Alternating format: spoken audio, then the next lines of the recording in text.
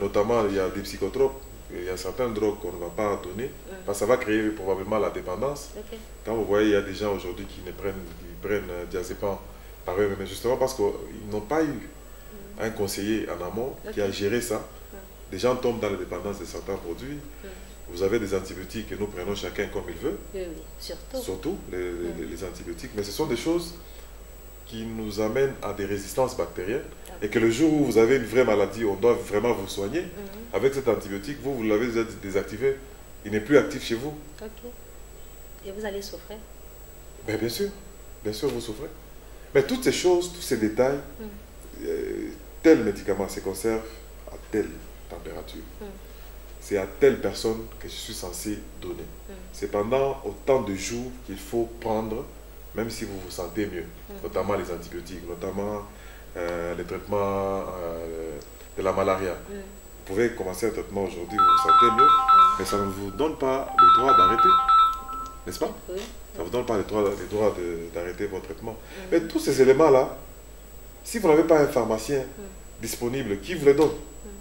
Donc ça devient juste un commerce, vendre les médicaments pour les vendre. Et ça, la loi congolaise l'interdit. C'est pas permis. Normalement, toutes ces boutiques, à l'heure où nous parlons avec vous, devaient censées être toutes fermées et que nous puissions donner la vraie possibilité, la vraie chance aux pharmacies viables, celles qui peuvent respecter les normes. Et tout ça, ce n'est pas forcément dans l'intérêt du pharmacien, mais nous nous battons plus dans l'intérêt de la population.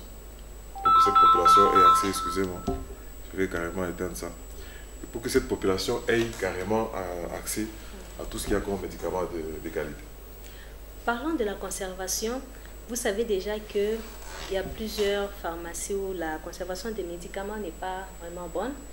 Maintenant, au niveau de l'ordre du pharmacien, comme vous êtes déjà président, est-ce que vous avez des stratégies que vous avez déjà mises en place? Peut-être si vous faites la descente sur le terrain pour voir un peu ce qui se passe, quelles sont les stratégies que vous avez déjà mises en place pour éradiquer peut-être cela?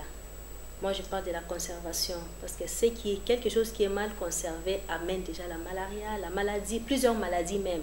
La population est soumise à beaucoup de maladies, juste en prenant un comprimé, ces comprimés-là peuvent encore engendrer certaines pathologies en lui. Alors, quelles sont les stratégies que l'ordre a déjà mises en place, s'il y en a? En fait, les stratégies, il y en a, mais j'aimerais bien que les choses soient un peu plus claires. C'est que, avant que nous parlons de stratégie, la loi, la législation pharmaceutique, il y a des textes de loi qui règlent tout ce problème. Et que si on en arrive là, c'est tout simplement parce qu'il y a un refus catégorique à tous les niveaux d'appliquer notre réglementation. Parce que la réglementation gère tout ça. Je vous ai dit tout à l'heure, avant d'avoir une pharmacie, il faut qu'il y ait un pharmacien. Et ce pharmacien, même lui-même, il ne s'en suffit pas, il doit faire la demande d'une autorisation d'ouverture. Combien ont ouvert et que personne n'est allé les inquiéter? C'est que le vrai problème que nous avons, c'est la non-application des textes de loi qui existent, qui ont déjà un certain niveau, et que si nous les appliquons tous, je pense que la population sera protégée. Mais maintenant, dans cette réglementation pharmaceutique, l'ordre des pharmaciens joue sa partition. Il y a plusieurs autres organes qui sont justement chacun en ce qui les concerne, de l'exécution en fait de tout ce que le texte de loi prévoit. L'ordre des pharmaciens, nous nous assurons que l'exercice de la pharmacie est légal. Nous nous assurons que les pharmaciens qui sont mis sur le marché, ils ont non seulement les compétences qu'il faut, mais ils ont aussi leur numéro d'exercice. Il y a l'IPES, aujourd'hui, qui est en fait l'inspection provinciale de la santé, qui gère toutes ces autorisations. C'est l'organe technique en fait, qui est censé venir faire les mesurages, faire les constats sur le terrain et voir si le local convient, voir si l'adresse qui a été mentionnée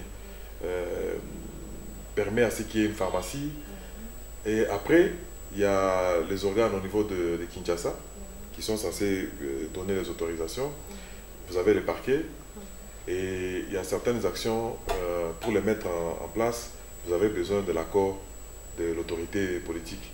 Ici, je parle plus du ministre de la Santé ou encore du gouverneur de la province. Ok. Donc il y a tous ces organes en fait qui devraient se mettre ensemble pour que nous puissions justement éradiquer ce phénomène de boutique de la mort qu'il y a sur le marché. Et maintenant, pour les stratégies, depuis l'année passée, parce que nous sommes là depuis l'année passée, Ok.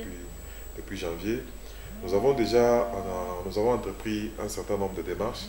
Déjà, la première démarche consistait déjà à